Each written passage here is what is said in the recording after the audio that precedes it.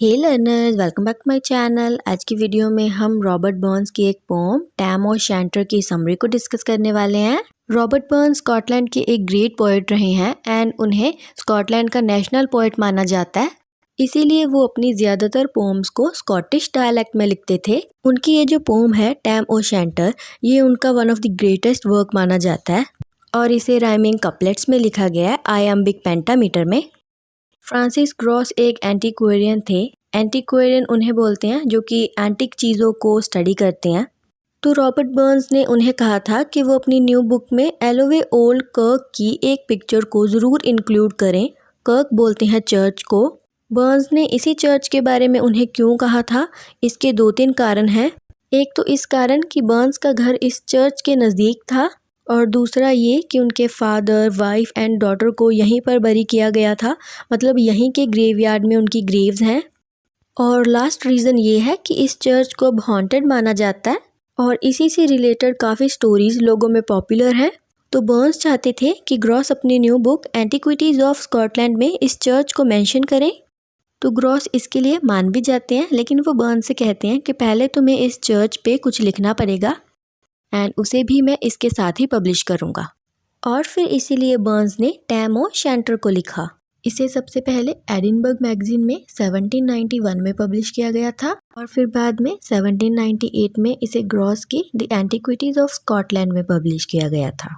और इसे ना तो पूरा स्कॉटिश डायलेक्ट में और ना ही इंग्लिश डायलेक्ट में लिखा गया, बल्कि इन दोनों को मिक्स करके लिखा गया है। तो जैसा कि मैंने पहले भी बताया कि इस पोम में एक ओल्ड चर्च के बारे में बात की गई है जो कि माना जाता है कि हॉन्टेड है एंड इससे रिलेटेड लोगों में काफ़ी स्टोरीज़ पॉपुलर हैं और इन्हीं लोकल स्टोरीज़ पे बेस्ड है ये पोम। तो अब हम इसे पढ़ना स्टार्ट करते हैं। तो ये स्टोरी है टैम नाम के एक फार्मर की। वो एक पब में बैठा अपने फ्रेंड्स के साथ ड्रिंक कर रहा है। वो आयर नाम की एक जगह पर है जो कि उसके घर से कुछ दूरी पे है।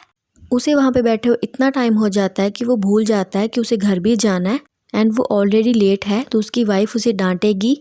तो अब वो अपनी मेयर पर सवार होकर उस पब से निकल जाता है। मेयर बोलते हैं फीमेल हॉर्स को। ये मेयर उसके लिए काफ़ी फेथफुल एंड लॉयल है। इसका नाम मैग है एंड कई बार इसे मैगी भी कह देते हैं। तो अब बाहर तूफान चल रहा था एंड जितना फास्ट हो सके वो अपनी मेयर को राइड कर रहा था ताकि वो जल्दी घर पे पहुंच जाए। वो अपनी ब्लू बॉनेट को पकड़कर राइड कर रहा था। बॉनेट एक टाइप की हैट होती है एंड उसने ब्लू कलर की पहनी हुई थी। तो अब उन्हें एक रिवर को क्रॉस करना था एंड उसका नाम था रिवर डून और वहीं पर एक ओल्ड चर्च भी होता है। तो टैम वहाँ पर एकदम से रुक जाता है क्योंकि उसे किसी की हंसने की आवाज़ें सुनाई देती हैं और वहीं से ट्रीज़ में से उसे कुछ लाइट्स भी दिखाई देती हैं। तो यहाँ पर पोएट ने हमें ये याद करवाया है कि टैम अभी भी ड्रंकन स्टेट में है जिसके नतीजे बुरे हो सकते हैं। तो अब टैम उस चर्च की तरफ जाने लगता है, लेकिन उसकी मैग उसे रोकती है। वो मूव नहीं करती, लेकिन फिर भी वो उसे ले जाता है। तो अब वो वहाँ पे पहुँच जाता है एंड देखता है कि उस चर्च में बहुत सारी विचेज़ हैं। विच बोलते हैं चुड़ैल को। तो वो वहाँ पे डांस कर रही हैं, सॉन्ग्स गा रही हैं, मतलब पूरा इंजॉय कर रही हैं एंड उनके साथ एक डेविल भी है जो कि बैग पाइप प्ले कर रहा है, जो कि एक टाइप का म्यूजिकल इंस्ट्रूमेंट होता है। और उनके आसपास कॉफिन्स खड़े हैं, मतलब उनमें डेड बॉडीज़ हैं एंड वो कैंडल्स लेकर खड़ी हैं। और वहाँ पे कुछ और ऑब्जेक्ट्स भी थे जैसे कि कटर्स, नाइफ, बोन्स, रोप और ये सब चीज़ें मर्डर एंड डेथ के साथ रिलेटेड होती हैं। टैम उन्हें छिपकर देख रहा था एंड जैसे जैसे उनका म्यूज़िक फास्ट हो रहा था उनका डांस भी फास्ट होते जा रहा था। अब वो विचेज़ अपने क्लोथ्स रिमूव करना स्टार्ट कर देती हैं। वो अंडर शर्ट्स में रह जाती हैं।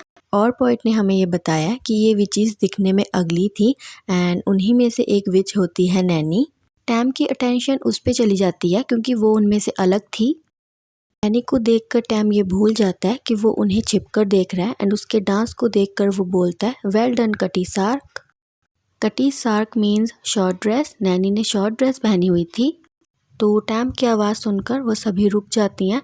उन्हें पता चल जाता है कि कोई उन्हें छिपकर देख रहा है। तो अब वो सभी विचेज़ टैम की तरफ बढ़ने लगती हैं, लेकिन उसकी मैग उसे पहले ही वहाँ से लेकर दौड़ जाती है।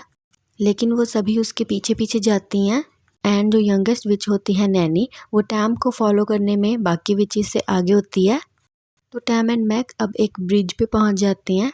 मैग अपनी पूरी पावर लगा देती है उस ब्रिज को क्रॉस करने के लिए और यहाँ पे ये भी बताया गया कि वो विचेस इस ब्रिज को क्रॉस नहीं कर सकती। जब मैग उस ब्रिज को क्रॉस करने के लिए जंप करने लगती है तो नैनी उसकी टेल पकड़ लेती है, वो उसे खींचती है एंड उसकी टेल उसके हाथ में आ जाती है। और यहीं पे ये पोएम हो जाती है ख़त्म। इसकी स्टोरी उस टाइम बहुत पॉपुलर थी। मैग्स टेल, कटी सार्क, ये चीज़ें भी बहुत फेमस हुई थी। एंड जो उस टाइम टैम ने हैट पहनी हुई थी, उस हैट का नाम भी उसी के नाम पे रखा गया, यानी कि टैम ओ शैंटर हैट।